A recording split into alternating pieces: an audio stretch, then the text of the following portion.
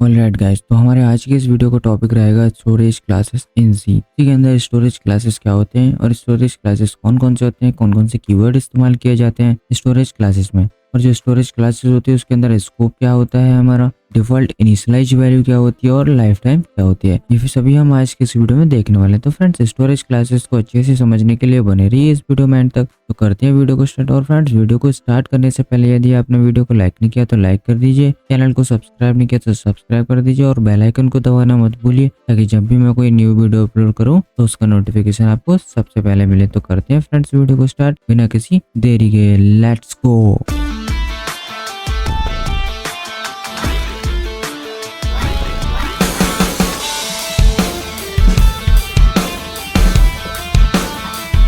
Storage classes in C. C के अंदर storage classes. अब what is storage classes in C programming. C programming के अंदर storage classes क्या होता है। A storage classes defined scope, default initial value and life time of a variable in C programming. जो एक स्टोरेज क्लासेस होती है वो डिफाइन करती है एक वेरिएबल का स्कोप क्या होगा, डिफॉल्ट इनिशियल वैल्यू क्या होगी एंड उसकी लाइफ टाइम क्या होगी। अब मैं बताता हूँ आपको ये स्कोप क्या होता है और डिफॉल्ट इनिशियल वैल्यू क्या होती है और इसकी लाइफ टाइम क्या होती है। अब हम बात करते हैं पहले स्कोप की। स्कोप क्या होता है, what is scope in storage classes. The means of scope. Scope का मतलब होता है where will this variable be available in a function और होल द प्रोग्राम। स्कोप का मतलब होता है जो हमने वेरिएबल बनाया है वो कहाँ पर अवेलेबल है, हम उसको कहाँ कहाँ पर यूज कर सकते हैं। या तो फंक्शन के अंदर बनाया तो हम फंक्शन के अंदर यूज कर सकते हैं हम उसको, अगर हमने ग्लोबल वेरिएबल बनाया तो हम उसको होल द प्रोग्राम यूज कर सकते हैं। इट मीन्स स्कोप का मतलब इतना सा होता है कि जब भी हम कोई वेरिएबल बनाते हैं तो उसका स्कोप कहाँ तक रहेगा, वो किसी ब्लॉक तक सीमित है या किसी ब्लॉक के अंदर ही हम यूज कर सकते हैं या फिर किसी पूरे प्रोग्राम के अंदर यूज कर सकते हैं। यही हमारा स्कोप डिफाइन करता है। अब हमारा default initial value. Default initial value क्या होती है, what is default initial value in storage classes. अब default initial value is if we don't define a variable explicitly, if we don't initialize the variable explicitly, then what will be the default initial value inside the variable। अब it means यह होता है जब भी हम कोई variable बनाते हैं अगर हम उसको इनिशियलाइज नहीं करते हैं तो उसकी डिफॉल्ट वैल्यू क्या होगी। इट मीन जैसे अगर हम अभी जो वेरिएबल बनाते हैं जैसे इंट ए नाम से हमने वेरिएबल बना लिया, अगर हम उसको प्रिंट कर रहे थे तो उसमें डिफॉल्ट इनिशियल वैल्यू क्या हो रही थी, हमारी गार्बेज वैल्यू हो रही थी। इसी तरीके से ये सारी जो भी हम वेरिएबल बनाएंगे, जो भी स्टोरेज क्लासेस के हेल्प से हम वेरिएबल बनाएंगे, उनकी डिफॉल्ट इनिशियल वैल्यू क्या होगी, ये सब हमारा डिफॉल्ट इनिशियल वैल्यू संभालता है। अब है हमारा लाइफ टाइम। लाइफ टाइम का मतलब होता है जो कोई भी वेरिएबल हम बनाएंगे उसकी लाइफ कब तक रहेगी, कोई स्कोप खत्म होगा तब तक रहेगी या फिर प्रोग्राम रहेगा तब तक रहेगी। It means life of that variable, it means still the variable is live. अब इसमें बताया गया है कि वेरिएबल कब तक जिंदा रहेगा। जैसे अगर हमने कोई वेरिएबल लोकली बनाया किसी स्कोप के अंदर तो जब तक उसका स्कोप है तब तक रहेगा वो। जैसे हमने कोई फंक्शन के अंदर वेरिएबल बनाया, फंक्शन 1 के अंदर इंट ए वेरिएबल बनाया, जैसे वो फंक्शन कॉल होगा देन वो वेरिएबल बनेगा और जैसे वो फंक्शन का काम खत्म हो देन वो वेरिएबल भी डिस्ट्रॉय हो जाएगा। चलते हैं नेक्स्ट स्लाइड पर। नेक्स्ट स्लाइड में हमारा type of storage classes in C. C के अंदर जो स्टोरेज क्लासेस होते हैं वो कितने टाइप की होती है। सबसे पहली हमारी होती है automatic variable, automatic storage classes. हमारी सेकंड होती है हमारी एक्सटर्नल वेरिएबल। हमारा थर्ड होता है स्टैटिक वेरिएबल। स्टैटिक वेरिएबल के बारे में आपको पहले पढ़ा चुका हूँ और आपको मैं इस वीडियो में फिर से समझाऊंगा। हमारी फोर्थ होती है रजिस्टर वेरिएबल।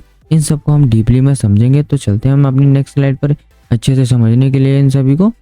तो हमारा नेक्स्ट स्लाइड है, सबसे पहला है हमारा automatic variable in storage classes. अब स्टोरेज क्लासेस के अंदर ऑटोमेटिक वेरिएबल क्या होता है, इनको मैंने कुछ पॉइंट्स में आपको दिखाया। यहाँ पे इन पॉइंट को हम 1 बाय 1 समझ लेते हैं कि किस तरीके से ये काम करता है।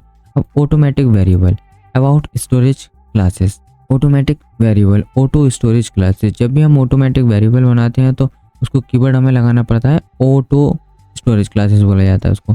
अब इसका स्कोप रहता है local to the function body they are defined in. अब जो ऑटो वेरिएबल होते हैं उनका फंक्शन का वो जो स्कोप रहता है वो रहता है local to the function body they are defined in. जिस भी फंक्शन के अंदर हम उसको डिफाइन करते हैं या जिस भी बॉडी के अंदर हम उसको डिफाइन करते हैं वहीं तक उनका स्कोप रहता है। तो नेक्स्ट पॉइंट है हमारा default initial value. Default initial value क्या होती है, गार्बेज वैल्यू। जो हमारे ऑटो कीवर्ड की मदद से जो वेरिएबल बनाते हैं, जो ऑटोमेटिक हमारे वेरिएबल्स होते हैं उनकी डिफॉल्ट इनिशियल वैल्यू क्या होती है, गार्बेज वैल्यू और रैंडम वैल्यू, मतलब कोई भी वैल्यू हो सकती है। अब जो हमारे ऑटोमेटिक वेरिएबल होते हैं उनका लाइफ टाइम क्या होता है, still the end of the function block they are defined in. It means जब जो कोई भी हम ऑटोमेटिक वेरिएबल बनाते हैं या तो हम उसको किसी फंक्शन के अंदर बनाएंगे तो जब तक वो फंक्शन रहेगा तब तक उसकी लाइफ रहेगी, या फिर हम किसी ब्लॉक के अंदर बनाएंगे तो तब तक वो ब्लॉक रहेगा, तब तक उसकी लाइफ रहेगी। तो ये हो गई हमारी ऑटोमेटिक वेरिएबल की लाइफ टाइम। ऑटोमेटिक वेरिएबल का एक चीज़ होती है, जैसे हमने इंट ऋतिक नाम से एक वेरिएबल बनाया एंड ऑटो लगा के इंट ऋतिक बनाया, आर द सेम। जो हमारी डिफॉल्ट स्टोरेज क्लासेस होती है वो ऑटो ही होती है। जब भी हम कोई वेरिएबल बनाते हैं उसके आगे कोई भी स्टोरेज क्लासेस नहीं लगाते तो बाय डिफॉल्ट कौन सी स्टोरेज क्लासेस लगी होती है, उसके आगे ऑटो एक स्टोरेज क्लासेस लगी होती है। देखो यहाँ पे लिखा हुआ है, जब जैसे मैंने यहाँ पे इंट ऋतिक नाम से एक वेरिएबल बनाया एंड ऑटो इंट ऋतिक नाम से एक वेरिएबल बनाया, बोथ आर सेम, दोनों सेम ही हैं। अगर हम इस कीवर्ड को नहीं लगाते हैं तब भी हमारा सी प्रोग्राम ऑटोमेटिक ही वेरिएबल बनाता है। अब चलता है नेक्स्ट के ऊपर। तो फ्रेंड्स आई होप आपको ऑटोमेटिक वेरिएबल के बारे में समझ में आया होगा अच्छे से। एक बार हम इसका एग्जांपल देख लेते हैं। तो चलते हैं अपने कोड आईडी के अंदर ऑटोमेटिक वेरिएबल का एग्जांपल के लिए। मैं यहाँ पे एक न्यू फाइल बना लेता हूँ। मैं यहाँ पे एक न्यू फाइल बनाता हूँ। मैं यहाँ पे बनाता हूँ स्टोरेज क्लासेस के नाम से, स्टोरेज क्लासेस डॉट सी के नाम से। मैंने एक स्टोरेज क्लासेस डॉट सी के नाम से फाइल बनाई। मैं यहाँ पे अपना मेन टू स्निपेट लिख लेता हूँ। मैंने यहाँ पे स्निपेट लिख लिया। स्निपेट लिखने के बाद मैं यहाँ पे लिख देता हूँ टू अंडरस्टैंड स्टोरेज क्लासेस। मैंने यहाँ पे लिख दिया। मैं इसी को यहाँ से कॉपी करता हूँ और एक बार प्रिंट स्टेटमेंट के अंदर इसको भी हम यहाँ से पेस्ट कर लेते हैं, जिससे कि हम प्रोग्राम को एक बार रन कर देख लेंगे। तो मैं यहाँ से अपने प्रोग्राम को रन करता हूँ। फ्रेंड्स हमारा प्रोग्राम रन हो गया अच्छे से, इसमें हमारा प्रिंट भी हो गया। इट मीन्स हमारा प्रोग्राम अच्छे से चल रहा है, सब कुछ प्रिंट हो गया हमारा। हम यहाँ से इसको बंद करते हैं। जैसे मैं यहाँ पे एक वेरिएबल बनाता हूँ इंट a इक्वल्स टू 10। अब मैं इसकी वैल्यू प्रिंट करता हूँ। मैंने यहाँ पे क्या print F the value of a is %d लगाया यहाँ से, और मैंने कॉमा करके की वैल्यू को प्रिंट करा दिया। यहाँ से मैंने सेमीकोलन लगाया, मैंने इस प्रोग्राम को रन किया। तो मैंने यहाँ से इस प्रोग्राम को रन किया तो क्या प्रिंट हुआ, the value of a is 10 print हो गया हमारा। अब वहीं मैं बनाता हूँ auto int b is equals to, यहाँ पर मैं इक्वल लगाता हूँ और 20 इसके अंदर डाल देता हूँ। मैंने यहाँ से ये कर दिया। अब मैं इसको प्रिंट करता हूँ तो प्रिंट एफ किया मैंने यहाँ से दी वैल्यू ऑफ b इज यहाँ पे %d और यहाँ पे कॉमा लगा के v की वैल्यू को प्रिंट कराया मैंने यहाँ से। अब क्या प्रिंट होता है, अब मैं इस प्रोग्राम को रन करता हूँ। मैंने यहाँ से प्रोग्राम को रन किया तो हमारा क्या प्रिंट हुआ, the value of a is 10 and the value of b is 20। एक बार मैं यहाँ से इस लाइन को ब्रेक करा लेता हूँ। यहाँ से मैंने यहाँ से /n लगा दिया, लाइन हमारी ब्रेक हो जाएगी। मैं यहाँ से प्रोग्राम को रन करता हूँ तो अब हमारा दोनों प्रिंट हो गए। अब देखो ये हो गया हमारा स्कोप। जब तक हमारा मेन फंक्शन है तब तक हमारा ये इसका स्कोप हो गया। स्कोप समझ में आएगा, स्कोप क्या होता है। जैसे हमारा मेन फंक्शन खत्म होगा तो इसका स्कोप भी खत्म हो जाएगा। एक बार मैं इसको एक फंक्शन के अंदर बनाता हूँ। ये वेरिएबल मैंने यहाँ से उठा लेता हूँ। मैं कंट्रोल X किया, मैंने यहाँ से एक फंक्शन बना लेते हैं। यहाँ पे मैंने यहाँ पे एक फंक्शन बनाया void function1 और यहाँ पे मैंने कर दिया, मैंने इसके अंदर ये वेरिएबल बनाया। अब अगर मैं इस वेरिएबल को इसके अंदर यूज करता हूँ तो इसका स्कोप नहीं है, ये एरर थ्रो कर देगा। देखो मैं यहाँ से एक बार इस फंक्शन को भी कॉल कर लेते हैं। हम यहाँ पर फंक्शन1 को हमने यहाँ से कॉल कर लिया। देखो फंक्शन1 को कॉल भी कर लिया। जो हमने ऑटो इंट b बनाया है उसका स्कोप खाली फंक्शन1 तक ही है। तो अगर मैं इसको यहाँ पे यूज करने की कोशिश करता हूँ तो हमारा ये प्रोग्राम एरर देगा। मैंने यहाँ से इसको रन किया तो देखो इसने एरर दे दिया। एरर क्या दिया इसने, अनडिक्लेयर्ड फर्स्ट यूज फंक्शन। अब जो हम ये अनडिक्लेयर्ड है, इस स्कोप में ये डिक्लेयर ही नहीं हुआ है। ये इसका स्कोप कहाँ तक है, यहाँ तक। अगर मैं इसको यहाँ पे यूज करने की कोशिश करता हूँ फंक्शन के अंदर, देखो मैं यहाँ से इसको कंट्रोल X करता हूँ और मैं इसके अंदर अगर प्रिंट करने की कोशिश करता हूँ तो ये कोई एरर नहीं देगा। इसको स्कोप यहाँ तो है तो यहाँ तो हम इसको यूज कर सकते हैं। तो मैंने यहाँ से इसको प्रिंट किया तो ये और प्रिंट हो गया। तो फ्रेंड्स आई होप आपको दोनों चीज समझ में आई होंगी। और अगर मैं इसको इनिशियलाइज नहीं करता हूँ तो मैं यहाँ से इसका इनिशियलाइजेशन भी हटा देता हूँ। तो जब भी हम वेरिएबल को इनिशियलाइज नहीं करते हैं तो क्या वैल्यू प्रिंट होती है, उसकी डिफॉल्ट इनिशियल वैल्यू क्या होती है, गार्बेज और रैंडम वैल्यू। तो देखो यहाँ पे गार्बेज हमारा प्रिंट हो, कोई भी रैंडम वैल्यू उठ के आ सकती है। तो हमारा ये प्रिंट हो गया, इसीलिए हम इसको इनिशियलाइज कर देते हैं। मैंने यहाँ से कंट्रोल Z किया, हमारा इनिशियलाइज हो गया वेरिएबल। अब मैं इसको रन करता हूँ तो देखो हमारा ये प्रिंट हो गया दोनों चीज। फ्रेंड्स आई होप आपको ऑटो वेरिएबल समझ आओ। ऑटो लगाओ या ना लगाओ बोथ आर सेम थिंग, क्योंकि ऑटो ऑटोमेटिक ही लगाया हुआ होता है इसी प्रोग्रामिंग के अंदर। तो बात करते हैं हम नेक्स्ट की। नेक्स्ट है हमारा external variable in storage classes. अब एक्सटर्नल वेरिएबल किस तरीके से काम करता है, ये भी मैंने एक पॉइंट बाय पॉइंट डिवाइड किया हुआ है, तो इसको भी समझ लेते हैं हम। जो हमारा एक्सटर्नल वेरिएबल होता है वो एक्सटर्न, यहाँ पे होता है एक्सटर्नल वेरिएबल। इसका कीवर्ड क्या होता है, एक्सटर्न स्टोरेज क्लासेस। उसमें कौन सी स्टोरेज क्लासेस यूज होती है, extern. They are same as global variable. जो हमारे एक्सटर्न कीवर्ड होते हैं, जो भी हम एक्सटर्न कीवर्ड को लगा के वेरिएबल बनाते हैं वो एज सेम होते हैं जैसे कि हम कोई ग्लोबल वेरिएबल बना लेते हैं ना, वही सेम होता है। जिस भी वेरिएबल के आगे अगर हमने एक्सटर्न कीवर्ड लगा दिया तो वो हमारा एक ग्लोबल वेरिएबल बन जाता है। और नेक्स्ट पॉइंट है हमारा स्कोप। इसका स्कोप क्या रहता है, इसका स्कोप रहा है global to the program they are defined in, जो भी जिस भी प्रोग्राम के अंदर इसको डिफाइन किया जाता है उसके एंड ऑफ द प्रोग्राम तक इसका स्कोप रहता है। हमारा next point, default initial value क्या होती है इसकी, अगर हम इसको इनिशियलाइज करें या ना करें, इसकी डिफॉल्ट इनिशियल वैल्यू क्या होती है, 0। और इसका लाइफ टाइम क्या होता है, इसका लाइफ टाइम होता है this variables are declared outside any function, they are available through the life time of the program. अगर ये वेरिएबल किसी फंक्शन के आउटसाइड डिक्लेयर किया जाता है तो इसकी लाइफ टाइम क्या रहती है, throughout the life of the program, मतलब जब तक हमारा प्रोग्राम रहता है तब तक इसकी लाइफ टाइम रहता है। हमारा नेक्स्ट पॉइंट है, a global variable can be changed by any function in the program. एक जो ग्लोबल वेरिएबल होता है इसका एक लॉस पॉइंट होता है, उस वेरिएबल को कोई भी फंक्शन चेंज कर सकता है। जैसे मैंने कोई भी एक ग्लोबल वेरिएबल बना लिया, मैं उसको मेन फंक्शन से भी चेंज कर सकता हूँ। मेन फंक्शन चेंज करने के बाद मैंने प्रिंट कर लिया, फिर मैं किसी f1 नाम से मैंने फंक्शन बनाया, उसके अंदर भी मैं उसको चेंज कर सकता हूँ। मतलब जो भी हमारा ग्लोबल वेरिएबल होता है उसको कोई भी फंक्शन चेंज कर सकता है। अब नेक्स्ट पॉइंट है हमारा, जैसे मैंने यहाँ बनाया int Hrithik written outside any function will tell the compiler that Hrithik is a global variable. इस तरीके से अगर मैं कोई भी आउटसाइड वेरिएबल बनाता हूँ, सारे फंक्शंस को छोड़ के आउटसाइड में कोई वेरिएबल बनाता हूँ, तो वो क्या बताता है कंपाइलर को, that the Hrithik is a global variable. वो क्या होता है, ग्लोबल वेरिएबल होता है।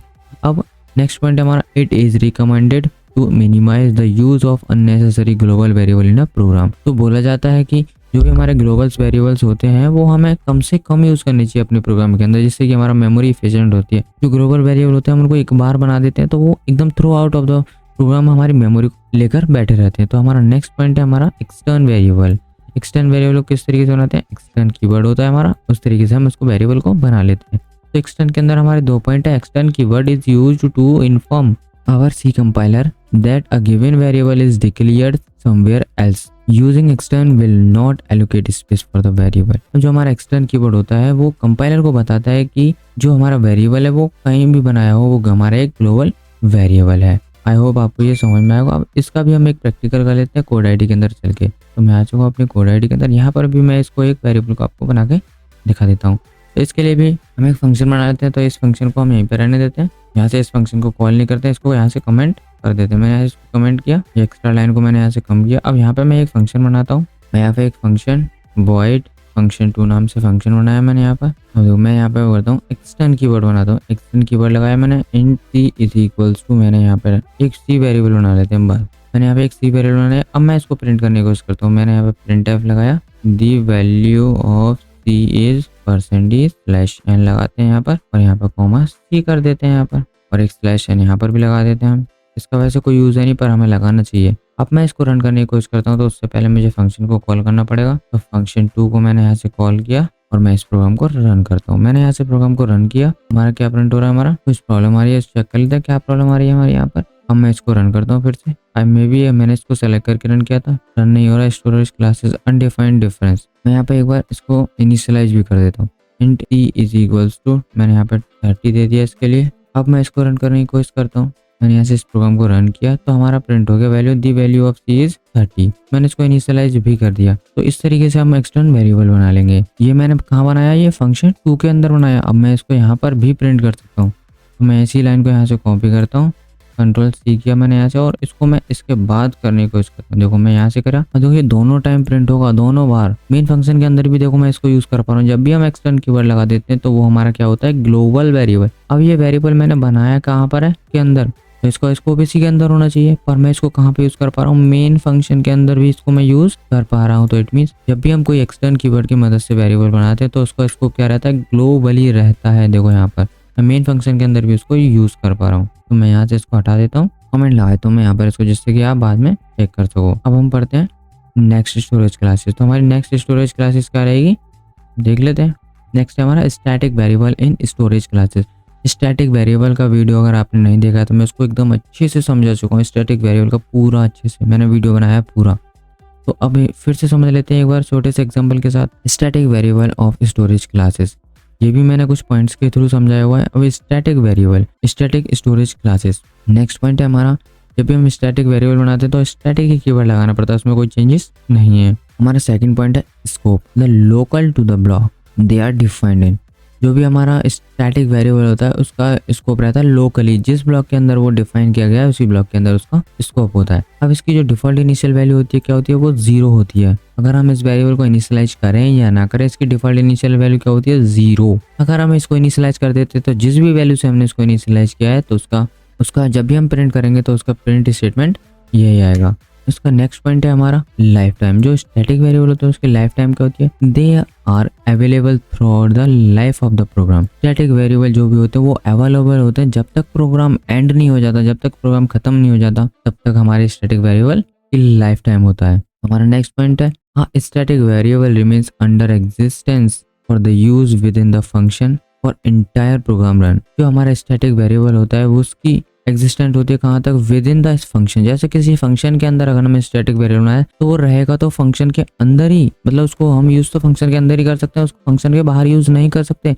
पर जो उसकी लाइफ होती है, जो रहता है वो मेमोरी के अंदर, वो कब तक रहता है, एंटायर प्रोग्राम। जब तक हमारा पूरा प्रोग्राम रन नहीं हो जाता तब तक हमारा स्टैटिक वेरिएबल मेमोरी के अंदर रहता है। अब नेक्स्ट पॉइंट है हमारा स्टैटिक वेरिएबल बनाते किस तरीके से। स्टैटिक कीवर्ड आएंगे और जो हमारे यहाँ पे इंट, यहाँ पे टी रह गया हमारा, int Hrithik written in inside any function will tell the compiler that Hrithik is a static variable. इस तरीके से हम एक स्टैटिक वेरिएबल बनाते हैं। अब नेक्स्ट पॉइंट है हमारा it is recommended to minimize the use of unnecessary static variable in a program. जब भी हम कोई प्रोग्राम लिखते हैं तो हमें स्टैटिक वेरिएबल कम से कम बनानी चाहिए। जब हमें मोस्ट इंपॉर्टेंटली नीड हो तभी हम स्टैटिक वेरिएबल का यूज करते हैं, क्योंकि स्टैटिक वेरिएबल मेमोरी को लेकर बैठा रहता है। जो भी हम, जैसे हमने फर्स्ट टाइम जो इनिशियलाइज किया था वो एग्जिस्ट रहता है जब भी हम इस फंक्शन को दोबारा रन करेंगे। तो इसीलिए बोला जाता है कि स्टैटिक वेरिएबल को कम से कम यूज करना चाहिए।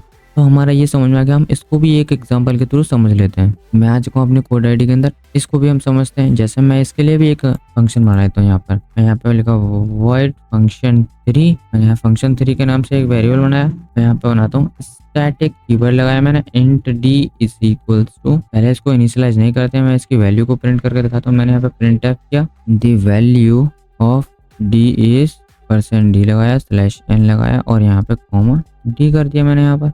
और इसको करने से पहले यहाँ पर इतना कर दिया। अब मैं इसको प्रिंट करता हूँ। प्रिंट करने से पहले हमें इन फंक्शन को कॉल भी कराना पड़ेगा। इसको भी मैं यहाँ से कमेंट कर देता हूँ और यहाँ पे इस फंक्शन 3 को कॉल करा लेते हैं। मैंने यहाँ से फंक्शन 3 को कॉल कराया यहाँ पर। अब मैं इस प्रोग्राम को रन करता हूँ। मैंने यहाँ से रन किया तो देखो फ्रेंड्स, इसकी डिफॉल्ट इनिशियल वैल्यू क्या है, 0। मैंने इसको कुछ भी इनिशियलाइजेशन नहीं दिया, फिर भी इसकी वैल्यू क्या प्रिंट हो रही है, 0। अगर मैं इसको इनिशियलाइज कर देता हूँ तो क्या प्रिंट होगी, जो भी मैं इनिशियलाइज करूंगा वही इसकी वैल्यू प्रिंट होगी। मैं यहाँ से कर देता हूँ इक्वल 40 कर दिया मैंने यहाँ से। अब मैं इसको रन करता हूँ तो देखो यहाँ पर मेरा क्या हो गया, 40 प्रिंट हो गया। अब स्टैटिक वेरिएबल का यूज क्या होता है, मेमोरी में किस तरीके से ये स्पेस लेकर बैठा होता है। मैं यहाँ से इसको इनिशियलाइज नहीं करता हूँ और यहाँ पे कर देता हूँ d++। अब इसको यहाँ से सेमीकोलन लगाया। अब मैं इसको जितनी बार कॉल करूंगा, देखो मैं यहाँ से इसको रेप्लिकेट कर लेता हूँ 4 टाइम्स। अब मैं इसको रन करता हूँ यहाँ से। मैंने इसको रन किया तो क्या हुआ, सबसे पहले इसके अंदर डिफॉल्ट इनिशियल वैल्यू क्या थी, 0। तो यहाँ पे क्या हुआ, इंक्रीमेंट हुआ तो क्या हो गया, 1। जब भी 1 स्टेटमेंट प्रिंट हुआ तो क्या प्रिंट हो गया, 1 हो गया प्रिंट। फिर दोबारा फंक्शन को कॉल किया गया, इसने 1 को पहले ही रिजर्व करके रखा तो 1 के अंदर एक और बार इंक्रीमेंट कराया गया तो क्या होगा, 2। फिर इसने 2 को प्रिंट किया। अब आप समझ में आया होगा ना, जो 1 था इसकी पहली वैल्यू वो इसको अभी तक रखी है। जबकि कोई भी फंक्शन अगर इंटीजर या ऑटोमेटिक एक्सटर्न अगर हम कोई भी वेरिएबल बनाते हैं तो उसकी इनिशियलाइजेशन दोबारा से होता है, स्टार्टिंग से फिर से होता है। जब भी हम ऑटोमेटिक वेरिएबल बनाते हैं तो उसका इनिशियलाइजेशन किससे होता है, जब भी जितनी बार टाइम फंक्शन कॉल होगा उसका इनिशियलाइजेशन दोबारा होगा। जब भी हम स्टैटिक वेरिएबल बनाते हैं तो उस केस में ऐसा नहीं होता है। जो प्रीवियस वैल्यू होती है उसको ये रिमेंबर करके रखता है, उसको स्टोर करके रखता है, जिससे कि जो भी नेक्स्ट टाइम जो भी वैल्यू आए उसमें इंक्रीमेंट हो जाता है। तो इसी तरीके से हमने 4 टाइम कॉल किया तो हमारा 4 तक प्रिंट हो गया। स्टैटिक स्टोरेज क्लासेस किस तरीके से काम करता है। अभी हमारा ये एक और स्टोरेज क्लासेस और रहेगा तो हम उसको भी देख लेते हैं। तो नेक्स्ट हमारा स्टोरेज क्लासेस है register variable of storage classes. जो हमारा रजिस्टर वेरिएबल स्टोरेज क्लासेस होती है उसको देख लेते हैं हम। वो ये बहुत ही ज्यादा इंपॉर्टेंट होती है। जब भी हम कोई फ्रिक्वेंट वेरिएबल को यूज करते हैं तो हमें रजिस्टर वेरिएबल होती है। जो वेरिएबल्स हम बनाते हैं उसको सीपीयू के रजिस्टर में रजिस्टर कराना होता है, जिससे कि हम उसको फ्रीक्वेंटली यूज कर सकें। जब भी हम यूज करते हैं तो वो बहुत ज्यादा पास पड़ता है तो वहां से फ्रीक्वेंटली यूज कर सकते हैं, जिससे कि हमारा जो भी प्रोग्राम होता है उसका एग्जीक्यूशन, उसका रन टाइम फास्ट हो जाता है। तो इसको भी मैंने कुछ पॉइंट्स में डिनोट किया है, तो इसको पॉइंट बाय पॉइंट देख लेते हैं। सबसे पहला है हमारा रजिस्टर वेरिएबल। वो किस तरीके से बनाता है, जैसे रजिस्टर वेरिएबल इसका नाम है, कीवर्ड भी उसका रजिस्टर ही है, register storage classes. Register keyword का हम यूज करके रजिस्टर वेरिएबल बना सकते हैं। अब इसका स्कोप क्या होता है, इसका स्कोप होता है local to the function they are declared in. जिस स्कोप के अंदर हम उसको बनाएंगे या फिर जिस फंक्शन के अंदर हम उसको बनाएंगे उसका स्कोप वहीं तक रहता है। अब नेक्स्ट है हमारा डिफॉल्ट इनिशियल वैल्यू। इसकी डिफॉल्ट इनिशियल वैल्यू क्या होती है? इसकी डिफॉल्ट इनिशियल वैल्यू होती है गार्बेज। जिस तरीके से हमारे ऑटो वेरिएबल की होती है उसी तरीके से इसकी भी डिफॉल्ट वैल्यू क्या होती है? गार्बेज। अब इसकी लाइफ टाइम क्या होती है? They are available till the end of the function block. ये कब तक अवेलेबल रहते हैं? जिस भी फंक्शन के अंदर हमने बनाए हैं जब तक वो फंक्शन खत्म नहीं हो जाता तब तक वो अवेलेबल रहेगा। जैसे फंक्शन खत्म तो रजिस्टर वेरिएबल भी खत्म। In which the variable is defined, जिसके अंदर वेरिएबल को डिफाइन किया गया होता है। नेक्स्ट पॉइंट है हमारा register variables request to the compiler to store variable in the CPU register. मैंने अभी आपको बताया तो जो हम रजिस्टर वेरिएबल बनाते हैं वो कंपाइलर को बताता है कि जो भी वेरिएबल हमने बनाया है उसको सीपीयू रजिस्टर के अंदर स्टोर करना है। इट मीन सीपीयू रजिस्टर के अंदर जगह दिलानी है। Instead to storing the value the memory to have fast access. इसका एक्सेस हमें फास्ट मिल जाता है इसलिए हम सीपीयू रजिस्टर में उसको मेमोरी दिला देते हैं। अब generally this is done for the variable which are being used frequently. ये हम जब भी यूज करते हैं जब हमें किसी वेरिएबल की फ्रीक्वेंटली यूज करने के लिए जरूरत पड़ती है। फ्रेंड्स ये भी आपको सारे पॉइंट्स क्लियर होंगे तो इसके लिए भी हम एक एग्जांपल देख लेते हैं अपनी कोड आईडी के अंदर। तो मैं चलता हूँ अपनी कोड आईडी के अंदर। यहाँ पर मैं इसके लिए भी एक फंक्शन बना लेता हूँ। इसके लिए हम यहीं पर यूज कर लेते हैं, बिना फंक्शन बनाए भी ये यूज हो सकता है। तो मैं इसको यहाँ से कमेंट करता हूँ। ये सारे कोड के लिए मैं यहाँ पे एक वेरिएबल बना लेता हूँ। यहाँ पे इस कोड को भी हम यहाँ से कमेंट कर देते हैं। मैंने यहाँ से कंट्रोल/ लगाया तो यहाँ से ये कमेंट हो गया। अब मैं यहाँ पर एक वेरिएबल बनाता हूँ रजिस्टर की। जैसे हम रजिस्टर लिखेंगे तो रजिस्टर कीवर्ड हमें मिल जाएगा और यहाँ पे int a is equals to 5। मैंने यहाँ 5 डाल दिया वैल्यू और मैं यहाँ से प्रिंट करता हूँ the value of a is %d comma, यहाँ पे मैंने a प्रिंट करा दिया। अब मैं ए वेरिएबल को क्यों यूज कर पा रहा हूँ? क्योंकि मैंने यहाँ से कमेंट कर दिया है इसलिए मैं ये वेरिएबल को यूज कर पा रहा हूँ। अब मैं इसको रन करता हूँ। मैंने यहाँ से रन किया, यहाँ प्रिंट होगा दी वैल्यू ऑफ a इज 5। ये हमारा सीपीयू रजिस्टर के अंदर स्टोर कराया गया वेरिएबल। ये जो वेरिएबल है इसको किसके अंदर जगह मिली हुई है? सीपीयू रजिस्टर के अंदर। जिससे कि अगर हमें फ्रिक्वेंटली यूज करना हो इस वेरिएबल का तो हम बहुत फास्टली कर सकते हैं, बहुत फास्टली। तो फ्रेंड्स आई होप आपको ये सारे स्टोरेज क्लासेस एकदम अच्छे से समझ में आए होंगे। ऑटोमेटिक वेरिएबल हम किस तरीके से बनाते हैं, ऑटो कीवर्ड की मदद से बनाते हैं, और जो हमारा स्टैटिक वेरिएबल होता है उसको किस तरीके से बनाते हैं और कब तक उसका लाइफ टाइम स्कोप क्या रहता है, और जो हमारा एक्सटर्न कीवर्ड होता है उसको हम कब बनाते हैं, इसका भी लाइफ टाइम स्कोप क्या रहता है। जो हमारा ये रजिस्टर होता है, रजिस्टर वेरिएबल हमें किस केस में बनाना चाहिए, जब भी हमें फ्रिक्वेंटली यूज होता है तो हम रजिस्टर कीवर्ड का यूज करके वेरिएबल बनाते हैं। फ्रेंड्स आई होप आपको ये सारा कुछ वीडियोस में जो मैंने समझाया वो समझ में आया होगा। फ्रेंड्स आज के इस वीडियो में इतना ही और करते हैं वीडियो का एंड। और फ्रेंड्स वीडियो को एंड करने से पहले यदि आपने वीडियो को लाइक नहीं किया तो लाइक कर दीजिए, चैनल को सब्सक्राइब नहीं किया तो सब्सक्राइब कर दीजिए और बेल आइकन को दबाना मत भूलिए ताकि जब भी मैं कोई न्यू वीडियो अपलोड करूं तो उसको नोटिफिकेशन आपको सबसे पहले मिले। फ्रेंड्स मिलते हैं नेक्स्ट वीडियो में, तब तक के लिए till then keep learning, keep watching and keep exploring. Bye bye.